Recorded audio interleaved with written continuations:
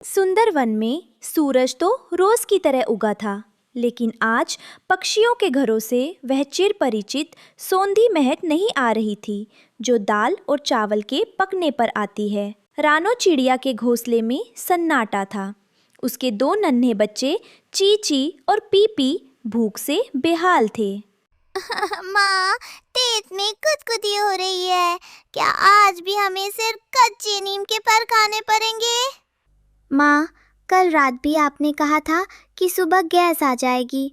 देखो, सूरज इतना ऊपर आ गया, पर चूल्हा अभी भी ठंडा है। रानो चिड़िया ने अपनी गीली आंखों को पंखों से छिपाया। वह नहीं चाहती थी कि उसके बच्चे उसकी बेबसी देखें। मेरे लाल, बस थोड़ा धीरज रखो। मैं अभी जाकर मिट्ठू तोता की दुकान देखकर आती हूँ। शायद आज नीली गाड़ी मतलब गैस की गाड़ी आई हो। रानो उड़कर मिट्ठू तोता के पक्षी गैस डिपो पर पहुंची। वहां पहले से ही पक्षियों की लंबी कतार लगी थी। टुनटुनी चिड़िया अपना खाली छोटा सिलेंडर पकड़े रो रही थी।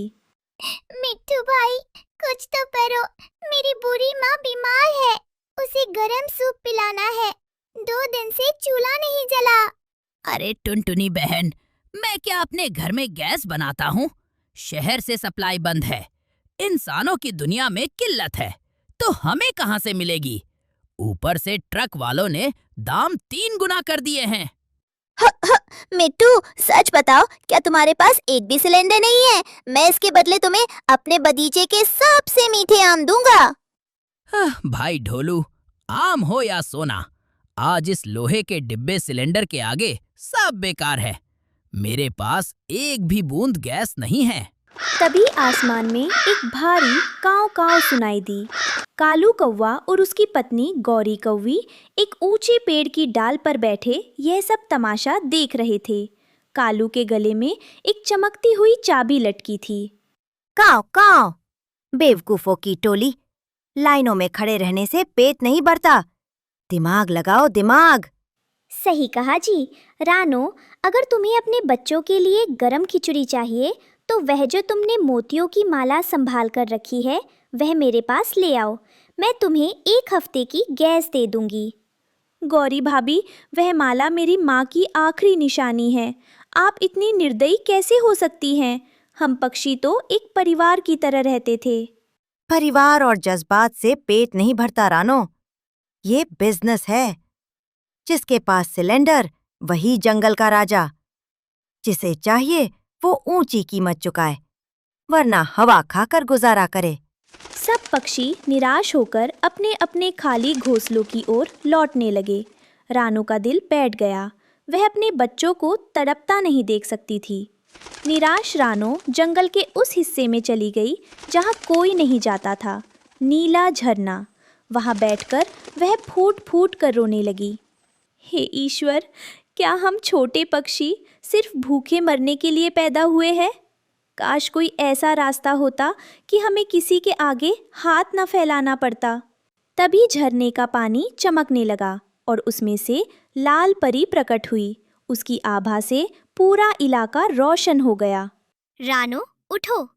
तुम्हारी निस्वार्थ ममता और सच्चाई ने मुझे हिला दिया है। तुम सिर्फ अपने बच्चों के लिए नहीं, बल्कि पूरे जंगल के लिए रो रही हो।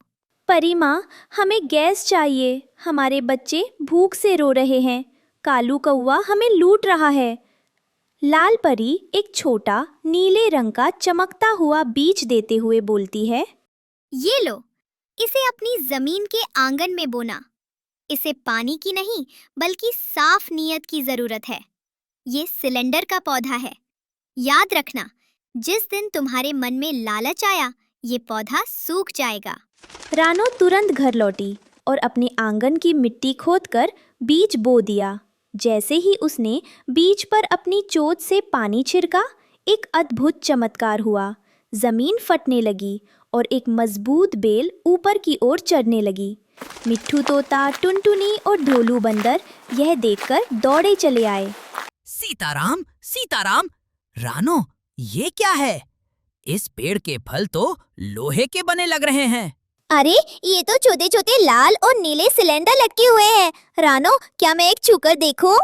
जैसे ही डोलू ने एक छोटा सिलेंडर छुआ, वह पककर उसके हाथ में आ गया। वह पूरी तरह भरा हुआ और हल्का था। हाँ दोस्तों, ये लाल परी का वरदान है। टुनटुनी, जल्दी ये सिलेंडर ले जा और अपनी माँ के लिए सूप बना। मिट्ठू भाई, आप सबको खबर कर दो, यहाँ से हर कोई मुफ्त में सिलेंडर ले जा सकता है।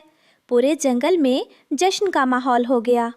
देखते ही देखते रानो का आंगन सिलेंडर फार्म बन गया। हर तरफ चूल्हे जलने लगे और बच्चों की हंसी गूंजने लगी। दूसरी तरफ कालू कौवा और गोरी कव्वी का धंधा चौपट हो गया। उनके गोदाम में रखे महंगे सिलेंडर अब कोई नहीं पूछ रहा था। जी, अगर ये रानो ऐसे ही सबको मुफ्त में बांटती रही तो हम बर्बाद हो जाएंगे। हमें उस पेड़ को ख़त्म करना होगा। फिक्र मत कर गौरी, आज रात जब चांद बादलों के पीछे छिपेगा, मैं अपनी कुल्हाड़ी जैसी चोंच से उस पेड़ की जड़ काट दूंगा। फिर देखते हैं रानो कैसे सबकी मसीहा बनती है। रात के सन्नाटे में दोनों दबे पांव रानो के आंगन में पहुंचे। रानो और उसके बच्चे गहरी नींद में थे। कालू ने जैसे ही पेड़ की जड़ पर प्रहार करने के लिए अपनी चोंच उठाई, पेड़ से एक गड़गड़ाहट की आवाज आई। रुक जाओ लालची कालू, ये फसल नफरत से नहीं, प्यार से फली है। अचानक पेड़ के सिलेंडरों से तेज नीली रोशनी और धुआं निकलने लगा। कालू और गोरी उस धुएं के घेरे में फंस गए। उन्हें चक्कर आने लगा। बचाओ गौरी, मुझे कुछ दिखाई नहीं दे रहा। मेरी आंखों में जलन हो रही है।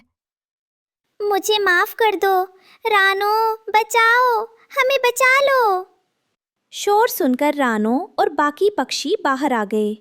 रानो ने देखा कि कालू और गोरी जमीन पर गिरकर तड़प रहे हैं।